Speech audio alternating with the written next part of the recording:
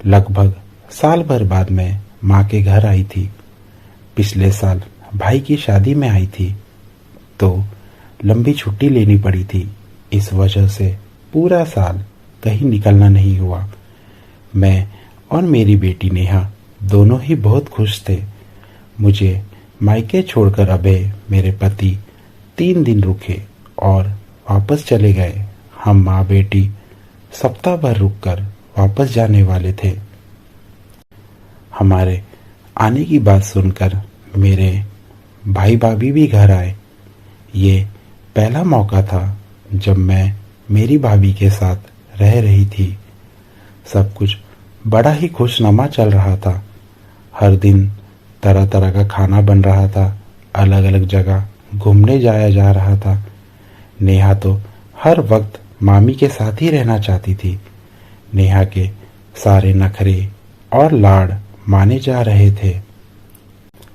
उस दिन ऐसा हुआ कि नेहा नाश्ते में ब्रेड खाने की जिद करने लगी और वह घर पर नहीं था। मैं उसे समझाने की कोशिश कर रही थी पर वह मान नहीं रही थी और कुछ ज़्यादा ही जिद करने लगी। नेहा की जिद इतनी बढ़ गई कि वो मुझे मारने सी लगी तो मैंने उसे जोर से डांट लगाई। इस पर मेरी भाभी आकर उसका पक्ष लेने लगी और कहा वह अभी मार्केट से ब्रेड लाकर देती है। भाभी की बात पर मैंने उन्हें भी मना किया और थोड़े ऊंचे आवाज में कहा नहीं, इसे यही नाश्ता करना है। 4 दिन यहाँ रहकर इसकी आदतें खराब नहीं करनी हैं। इन लाड़ प्यार की वजह से ही तो आज इसने मुझ पर हाथ छोड़ दिया है।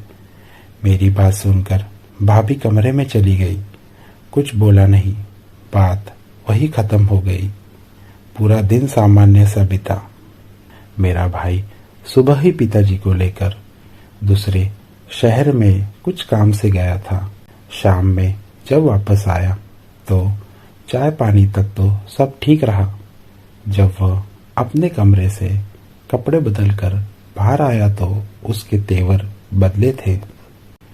आते ही माँ से बोला मैं और मीना कल ही वापस जा रहे हैं। माँ ने कहा तू तो अभी रुकने वाला था ना। तब भाई ने कहा माँ रुकने तो वाला था पर अब मीना के साथ यह अच्छा व्यवहार नहीं हो रहा है। माँ ने पूछा क्या हुआ मीना को। तो जब तक मीना मेरी भाभी भी बाहर आ गई और आंखों में मोटे मोटे आंसू बहे जा रहे थे। मैं और माँ समझ ही नहीं पा रहे थे कि आखिर हुआ क्या है, क्योंकि पूरे दिन तो भाभी सामान्य रही थी। अचानक भाई के आते ही ऐसा क्या हो गया। हम अभी दिमाग पर जोर ही डाल रहे थे कि भाई फिर कहता है सुबह तन्नू ने मीना के साथ बदतमीजी की थी। मैं हतप्रभ रह गई। सुबह तो मैंने अपनी बेटी को डांटा था। हाँ, भाभी से बोलने के दौरान मेरी आवाज़ ऊंची जरूर थी पर कहीं भी मर्यादा का उल्लंघन नहीं हुआ था। अब सारा माजरा समझ में आया। मुझसे अब नहीं रहा गया। मैंने भाभी से पूछ ही लिया मैंने आपको क्या कोई अपशब्द कहे? नहीं ना, अगर कहे ही थे तो आप उसी समय मुझे डांट सकती थी। बड़ी है आप, नहीं तो माँ से कहती। अगर आपको तकलीफ थी तो आंसू उसी समय क्यों नहीं निकले? भाई के आने का इंतज़ार क्यों करते रहे? फिर सुबह की सारी बात मैंने बताई। मैंने भाई से कहा बिना सारी बात जाने तुमने बड़ी बात कह दी। झूठे आंसू के सहारे बनाई गई गलतफहमी में हम भाई बहन के बरसों के बचपन को भूल गए। माँ और पिताजी हम सबको समझने की कोशिश करने लगे। वैसे तो भाई भाभी रुक गए लेकिन माहौल और रिश्ते अब पुराने वाले नहीं थे। इसका दर्द मुझे और भाई को तो था पर माँ पिताजी एक नए सदस्य द्वारा अपने छोटे से परिवार में लाए गए दरार की पीड़ा से व्याकुल थे। शायद समय ही इसका कुछ उपचार करेगा।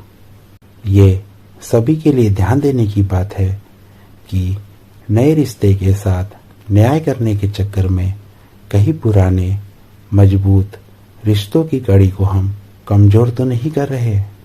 दोस्तों, आपको ये कहानी कैसी लगी कमेंट सेक्शन में जरूर बताना। धन्यवाद।